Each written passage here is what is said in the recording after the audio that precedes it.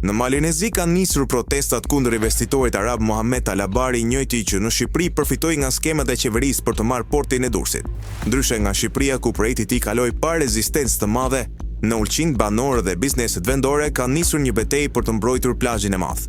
Radio Europa e Lirë raportoi se kompania e Al-Abarit Eagle Hills fitoi të drejtën për të administruar disa plazhe, por protestat e fuqishme detyruan qeverinë malazeze të rishërtojnë vendimin.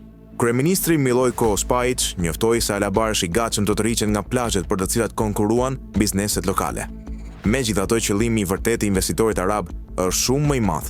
Spajić ka zbuluar se Eagle Hills synon një projekt gjigant prej 30 miliardë eurosh në Ulqin, duke përfshirë ndërtimin e një aeroporti, spitali modern, një marine dhe rindërtimin e qytetit të vjetër. Ky model ndjek të njëjtin skem si në Shqipëri, ku pas vizitave të Edi Ramës në Abu Dhabi, u miratua projekti Durrës Marina pa garë dhe pa transparencë. Në krahasi, Al-Abari nuk pati sukses pasi protestat bllokuan projektin e tij në Zagreb. Në Shqipëri, qytetarët nuk reaguan fuqishëm duke lejuar dhënien e 818.000 metra katror truall pa pagesë. Rasti i Ulqinit mbetet për të parë, a do ta mbrojnë banorët plazhin e madh apo do të ndodhej si në Durrës, ku mungesa e rezistencës qytetare i hapi rrugë interesave private.